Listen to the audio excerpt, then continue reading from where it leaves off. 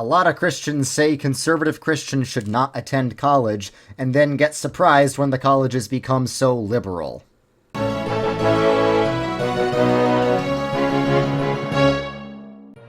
Hey guys, welcome back to Kingdom Craft, where we build churches in Minecraft while talking about Christianity, and I am continuing my tour of the Kingdom Craft Minecraft world, going through all the denominational provinces along the way as I go back to my old first church here.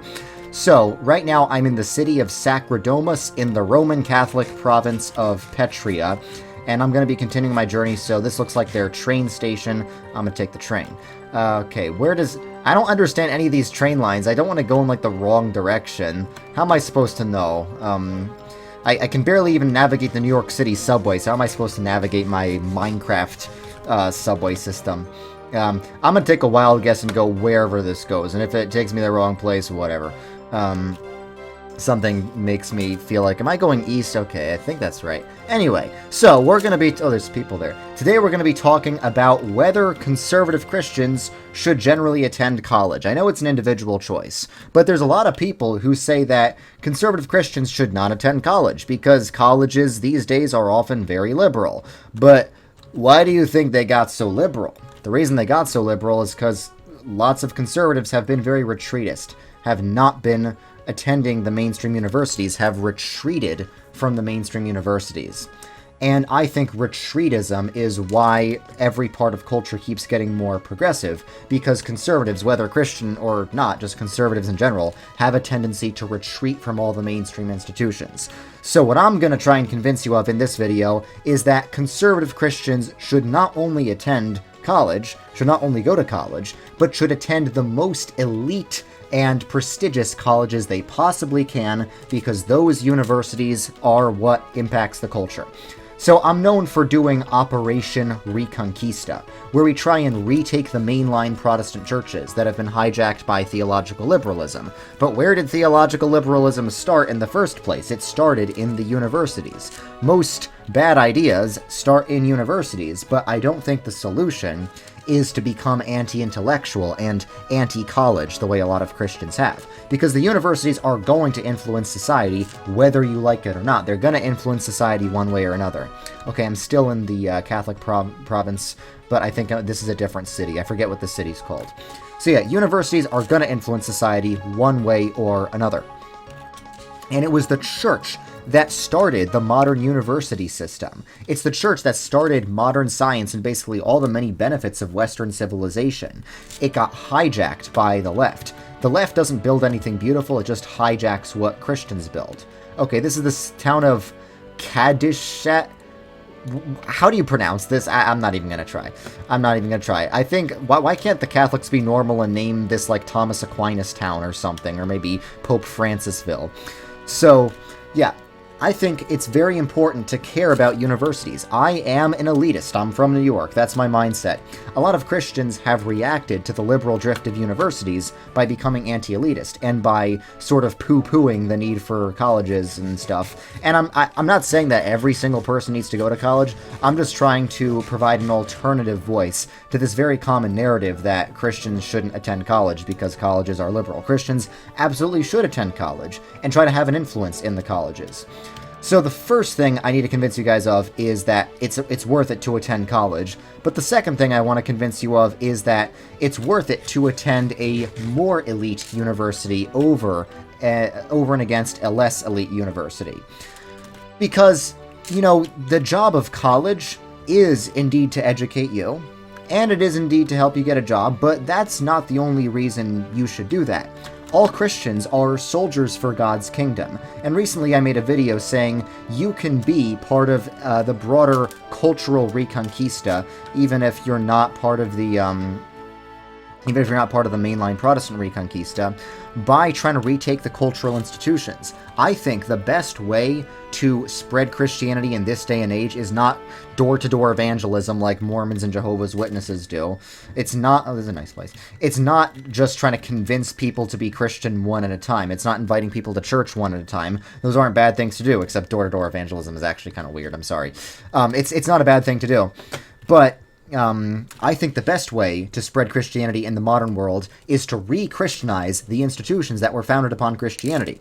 So the reason I'm telling you to go to college is not because you'll get a job more easily. I have no idea if you will or not. That's not my expertise. But what I can say is if you are connected to the elite academic institutions, you will have a broader cultural impact. Something that I need evangelicals to understand, they often don't understand, but it's very important for them to understand, is that if you convert institutions, you will convert more individuals than if you only try to convert individuals. Over the past 100 years, the left has evangelized institutions, whereas conservative Christians have just evangelized individuals. And as a result, the left has had much more of an influence and, in the end, has indeed reached more individuals. So a lot of times evangelicals will disparage my affinity for institutions and powerful organizations. They'll say, we should only be focusing on saving souls, making disciples. But what I'm trying to tell them is, you will save souls and make disciples on a large scale if you focus on spreading God's kingdom in ways other than just purely converting individuals to the faith. So I think the best way to spread Christianity, the best way to be a soldier for God's kingdom, is to get involved in some elite, powerful institution, somehow. Whether that's a mainline church, or whether that's an elite, powerful university. Both of those are valid ways to spread God's kingdom. But I do think that we need to do something to be back in the mainstream culture, because so much of conservative rhetoric for the past 100 years or so has been retreatism.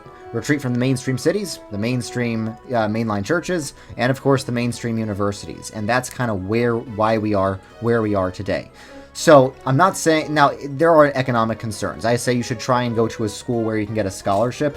And generally, most of the time, it's the rich, expensive schools that can give you more of a scholarship because they have more resources. And if you want to get a scholarship, you need to get good grades. So I know many of you guys are probably teenagers and probably watching this video instead of doing your homework. Stop watching this video and do your homework so you can get into Harvard, okay? So you can get a scholarship to Harvard and it won't cripple you financially, but you can still have a powerful influence in the institutions, because that's very important to do. I do think Christians need to glorify God by achieving academic excellence. And I'm sort of a hypocrite. I didn't get into any Ivy League schools because I was sort of like a B-plus student in high school. But do as I say, not as I do, okay, guys? Seriously. Well, I'm doing Reconquista in the mainline churches, so I'm not maybe retaking any Ivy League schools myself, but I'm in the mainline churches. But if you're not in the mainline churches, for whatever reason, if you're Catholic or non-denominational, try to retake mainstream universities. So now, why is Harvard better than Billy Bob's Baptist Bible College? Well, different universities have different levels of prestige and influence. Now, this is less true today than it used to be, but it's still very true that the Ivy League universities and other A-tier universities are sort of a pipeline into the bureaucracy that controls the government, that controls the other institutions, and that has connections to seminaries where churches and church pastors are trained. So the Ivy Leagues have the most influence, objectively speaking. I'm not questioning whether your Evangelical Bible College has good disciple makers there, but does it have any cultural influence? No. And these rankings of colleges, they are a pretty good metric for how much cultural influence the college has. So like, I don't know, Liberty University is founded by evangelicals. A lot of people act like Liberty University is just as good as the Ivy Leagues. No, it's not. It's like less prestigious than like a third-tier New York State school. It's even more true for like colleges like Doug Wilson's New St. Andrews. Again, I'm not saying they're morally bad. I'm not saying they're sinning for existing. But I am saying that if you want to have powerful cultural influence, that is not the way to do it. The way to do that is with the Ivy Leagues and similar institutions.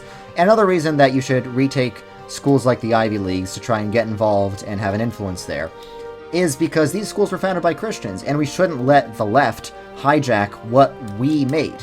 It was Calvinists. It was Puritan Calvinists that made Harvard and Yale. It was Presbyterians that made Princeton. It was Methodists that made Duke University. Most of these really prestigious, really advanced schools were made by Christians, and we need Christians to take back what they made.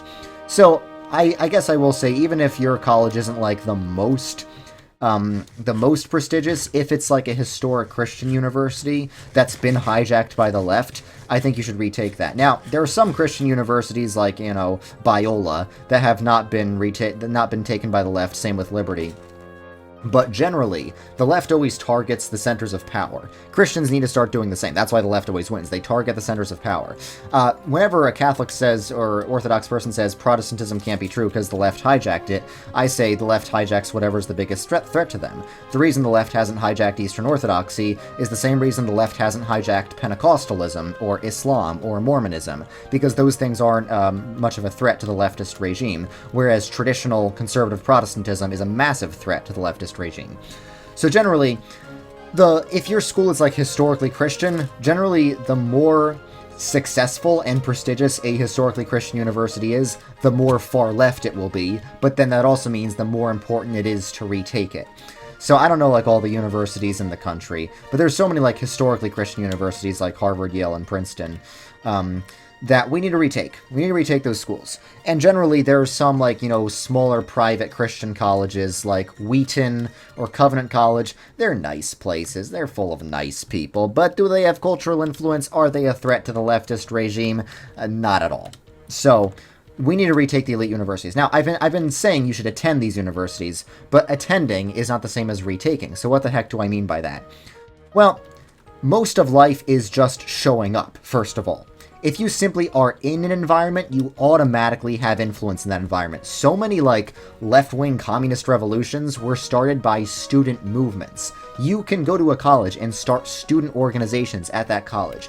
But even beyond that, you can have an influence at colleges in other ways, because even if you don't have an influence at your university just by being a student, if you ever want to get on the board of some college, which I think more Christians should pursue, then you're going to need to have a pretty good college degree yourself. They don't just appoint anyone to these things. So even if you're like attending Harvard, you're not going to retake Harvard, but maybe it's possible you could eventually get appointed to the board of Yale or something. I don't know.